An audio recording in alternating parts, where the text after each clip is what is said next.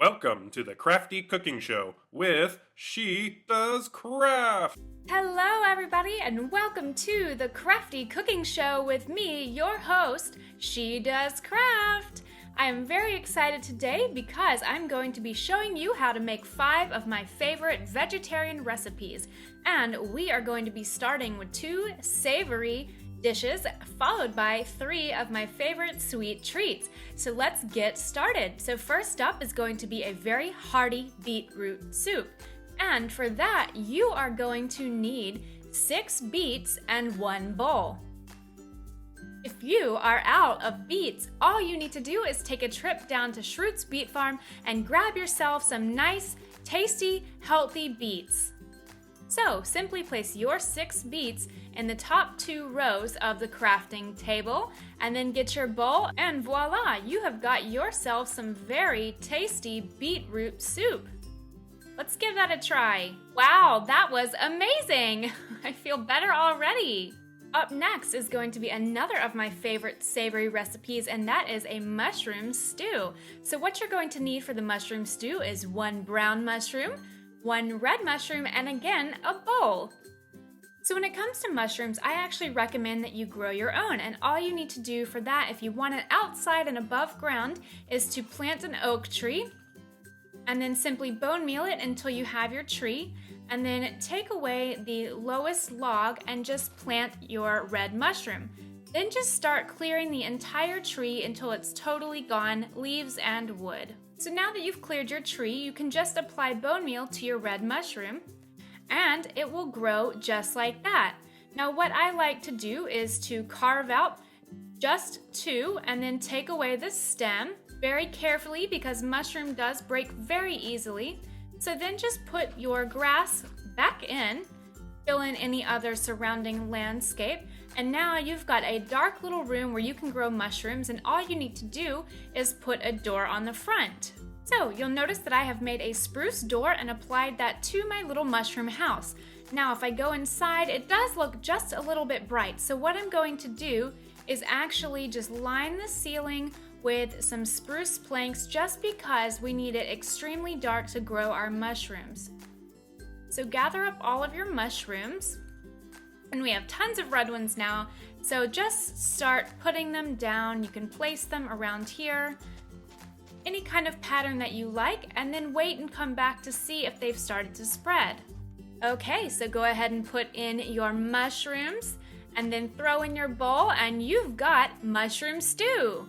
Shall we give it a try? I think so. We're still a little bit hungry. That beetroot soup was a very nice appetizer. So let's go ahead and eat our soup, and wow, that was awesome. So good. All right, so now that you have had your full meal, it is time to start eating those sweets. And right now we're going to make one of my favorites, which is a pumpkin pie. And for that, you are going to need 1 pumpkin, 1 sugar, and 1 egg.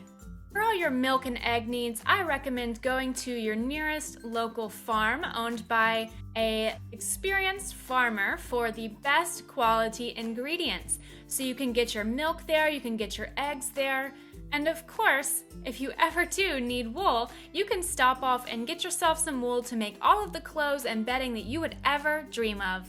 So simply put in your pumpkin, put in your egg, and put in your sugar, and there you have it. A very tasty and not too sweet pumpkin pie. What do we think? Should we have a slice of pie? I think so. Let's try that. Oh, that is so good. Oh my gosh, amazing. You guys should definitely make this at home. And now it's time for a favorite little quick treat of mine, and that is the chocolate chip cookie. And all you need for the chocolate chip cookie are 2 pieces of wheat and 1 piece of cocoa. And if you are in need of some cocoa beans and you don't happen to have any on hand, all you need to do is go into your backyard, gather up some cocoa beans simply by breaking them off of the tree. And if you'd like to keep growing them, you can certainly do that by replanting one of them and creating a renewable source of cocoa beans. And if you don't have access to a woodsy backyard, all you need to do is simply go to your nearest Whole Foods and buy yourself some organic cocoa beans. So just put in your 2 pieces of wheat and then your cocoa beans, and there you have it. You have 8 cookies, which is incredible because that's plenty to share with all of your friends.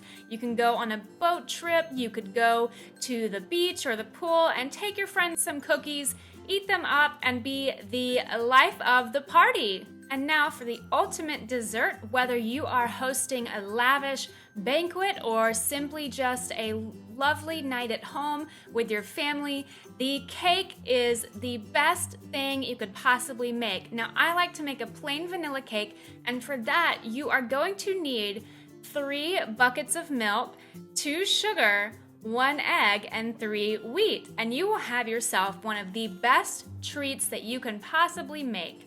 And of course, Schroot's Beet Farm also happens to be right next to a local wheat farm, so just simply come down, purchase some wheat, and you'll be good to go. So, take your 3 buckets of milk, place them along the top of your bowl, put in your sugar and your egg in the middle there, and then put in your wheat, and you have got a lovely vanilla frosted cake with cherries on top. And this is something that you can serve at all of your parties, and it's just going to be an absolutely amazing treat for everybody to feast on. So today we've learned how to become proper hosts at our next event by cooking some stews and some soups and some pies, cookies, and of course the incredible vanilla frosted cake. So everybody, I'd love to hear what recipes are your favorite. Definitely give these a try at home, and I will see you all in a couple of weeks for the next installment of the Crafty Cooking Show.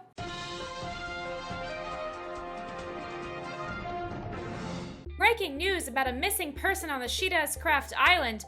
We've got Jack, a fellow Iron Golem who has been missing since early this morning. Jack was last seen in the jungle right over there behind me, Stan, and nobody has seen him since, not even his girlfriend, and we're hoping to get an interview with her very soon to see where she thinks Jack might have gone. And it looks like we've actually found the missing person's girlfriend. Miss Rose, can we get an interview?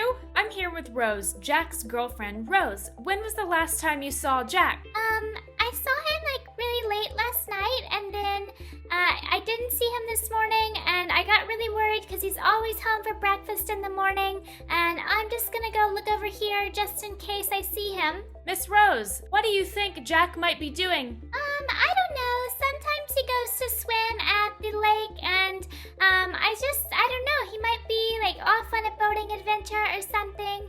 I'm just really worried about him, and I hope he's okay, especially out in this storm right now.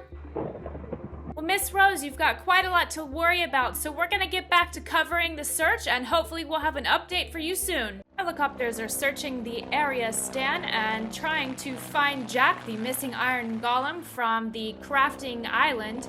And so far, no luck has been found. We are still in the process of getting the feedback and looking for different places to search based off all the residents' comments, and it looks like everything is pretty fruitless so far, and we sure do hope that the Iron Golem is safe. I know we see some cats down here, they're searching as well, some ocelots, all the creatures coming out to try to find Jack, the missing Iron Golem.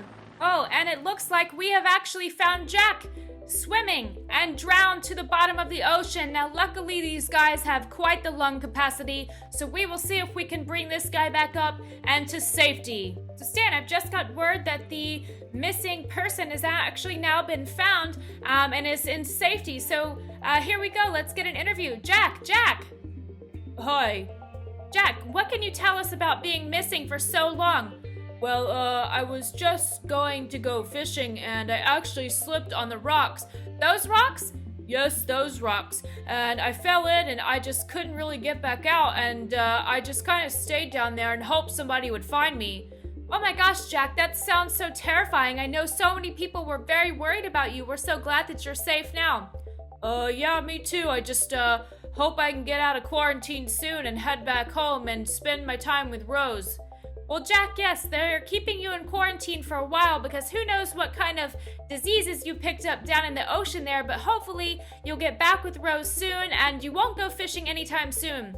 Yeah, I think that's kind of a good plan. This has had me a little bit shaken up. Well, Jack, thanks for talking with us. Glad you're okay. Back to you, Stan. Well, guys, I hope you did enjoy this episode. I know it's a little bit shorter than usual, but hopefully it had enough entertainment for you guys to last until the next episode. If you did enjoy it, please be sure to like and subscribe. If you guys want to see more stuff like this, I know it's a little bit unique, definitely let me know in the comments. But anyways, I hope you guys have a fantastic rest of your day, and I will see you all next time. Bye!